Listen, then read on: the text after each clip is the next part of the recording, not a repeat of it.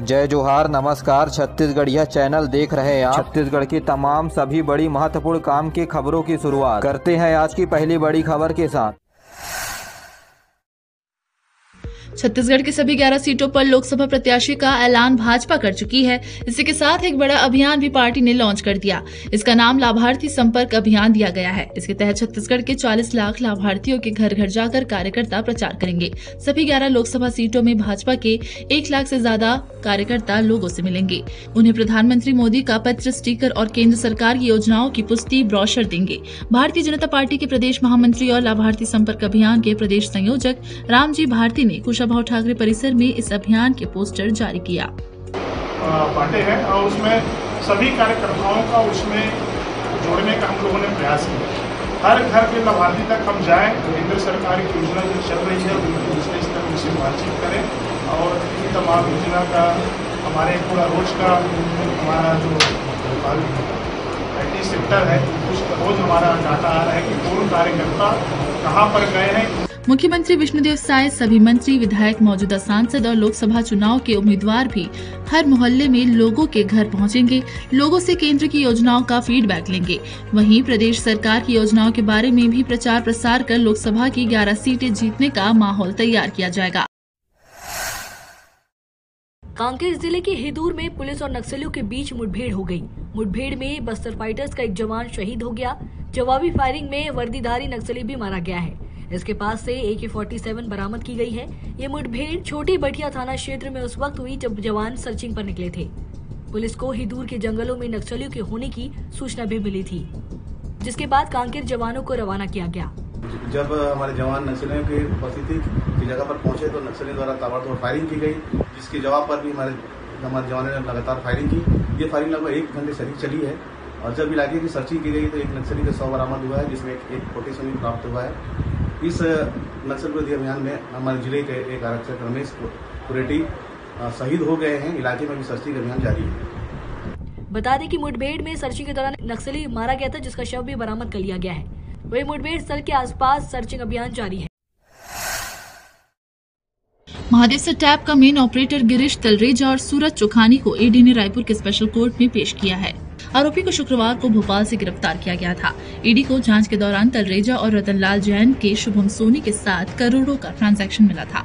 शुभम सोनी अभी फरार है। महादेव सट्टा ऐप मामले में ED ने दुबई के हवाला ऑपरेटर की 580 करोड़ की संपत्ति जब्त की है। अदालत में आज महादेव सट्टा मनी लॉन्ड्रिंग केस में सुनील दम्मानी के बेल एप्लीकेशन पर भी सुनवाई होगी। छत्तीसगढ़ के किसानों को अंतर की राशि मिलने जा रही है। मुख्यमंत्री ने इसकी तारीख का ऐलान कर दिया है। मुख्यमंत्री विष्णुदेव साय ने जशपुर जिले की एक सभा में कहा कि 12 मार्च को किसानों को धान की अंतर राशि लगभग 13,000 करोड़ रुपए प्रदान की जाएगी। हमारे देश के कृषि मंत्री अर्जुन मुंडा जी छत्तीसगढ़ आएंगे और पूरे जिला में हर जगह कार्यक्रम रख के उस दिन 24 लाख से ज्यादा किसानों के खाते में जो अंतर की राशि है ये करीब 13,000 करोड़ रुपया है। 13,000 करोड़ रुपया उनके खातों में हस्तांतरण कर देंगे। उन्होंने पत्थल गांव में लिंक कोर्ट प्रारंभ करने की भी घोषणा की है। साथ ही यहां उन्होंने गिरी गोवर्धन पर्वत के लिए सुगम सीसी मार्ग निर्माण के लिए 32 लाख, फरसबहार में सांस्कृतिक मंडप के लिए 10 लाख, शिव मंदिर से कासा टोली तक के निर्माण के लिए 12 लाख देने की घोषणा की है। फॉर्म रिजेक्ट किए गए हैं। ये फॉर्म गलत जानकारी या दस्तावेज के चलते रिजेक्ट हुए हैं। इसमें से कुछ फॉर्म तो जिनकी शादी नहीं हुई उन्होंने भी भरा है। आवेदन फॉर्म की जांच करने वाले नोडल अधिकारियों ने बताया कि योजना का फायदा उठाने के लिए कई लोग जो पात्र नहीं हैं उन्होंने भी आवेदन दिया। हालांकि दस्तावेजों की जांच के बाद उनके फॉर्म को रिजेक्ट किया गया है। गलत जानकारी देने वाले लोगों पर कार्रवाई वरिष्ठ अधिकारियों के निर्देश के बाद की जाएगी। मुंगेली जिले के लोरमी में 12वीं की परीक्षा के दौरान नकल कराने का मामला सामने आया है। 12वीं की एक छात्रा ने खुद इसकी लिखित शिकायत SDM से की है। मैं जिस कक्षा क्रमांक 5 में बैठी थी उस कक्षा में नकल प्रकरण चल रहा था और वह नकल प्रकरण मेरे कक्षा क्रमांक 5 के पर्यवेक्षक और केंद्र का अध्यक्ष के द्वारा कराया गया था।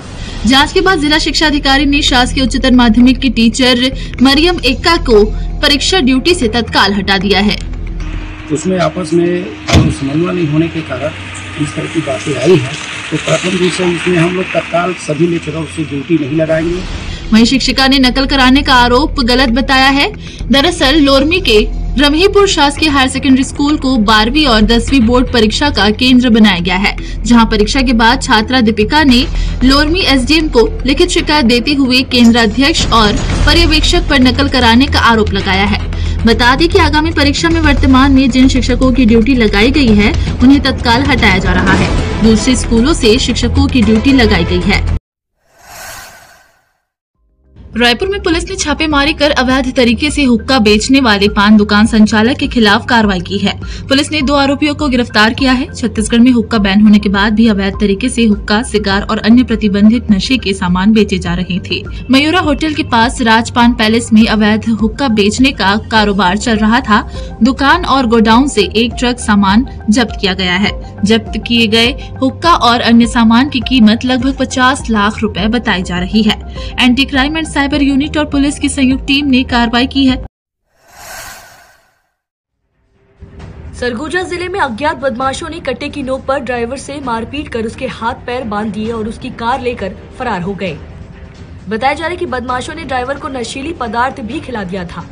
जानकारी के मुताबिक युवकों ने सीतापुर थाने के सामने से कार किराए पर ली थी और मैनपाट घूमने के बाद शाम को घटना को अंजाम दिया और चालक को लखनपुर में फेंक कर फरार हो गए।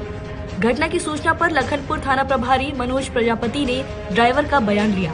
सिर पर गंभीर चोट के कारण चालक को मेडिकल कॉलेज हॉस्पिटल में भर्ती कराया गया है। फिलहाल पुलिस युवकों की तलाश में जुट गई है। बिलासपुर जिले में अतिक्रमण हटाने के दौरान जमकर हंगामा हो गया है। विरोध कर रहे लोगों ने नगर निगम के अतिक्रमण विरोधी दस्ते पर हमला कर दिया। यहां मंगला पेट्रोल पंप के पास अवैध कब्जा हटाने की कार्रवाई चल रही थी। मंगला बस्ती में अतिक्रमणकारियों की वजह से कई सालों से सड़क चौड़ीकरण का काम भी रुका हुआ है। नगर निगम की टीम अतिक्रमण हटाने पहुंची थी, जिससे गुस्साए लोगों ने मारपीट कर दी। विवाद की सूचना के बाद में आलाधिकारी मौके पर पहुंचे और लोगों को समझाइश देकर मामला शांत कराया। नगर निगम के अधिकारी ने बताया कि कुछ दिनों पहले ही बस्ती वासियों को नोटिस दिया गया था, लेकिन इसके बाद भी लोगों ने अवैध कब्जा नहीं हटाया, जिसके बाद ये कार्रवाई की गई है।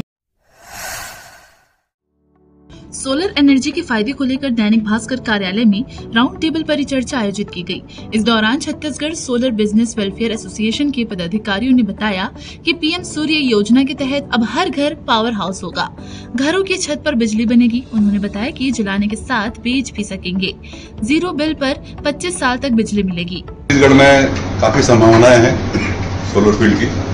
हम लोग क्रेडा की तरफ से ड्रिंकिंग वाटर में भी पंप लगाते हैं।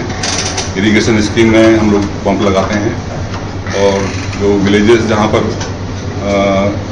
बिजली पहुँच नहीं पाई है उन विलेजेस को भी हम लोग इलेक्ट्रीफाई करते हैं। और हम लोग सोलर हाई मास्ट भी लगाते हैं जहाँ पर कम्युनिटी प्लेस होते हैं, गाँव में चौक चौराहे होते हैं। तो इस तरह हम लोग बहुत सारे काम अभी छत्तीसगढ़ में कर रहे हैं।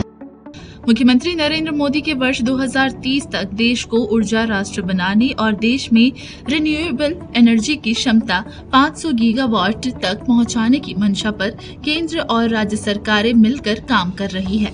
इसका पहला और सीधा फायदा उपभोक्ताओं को होगा।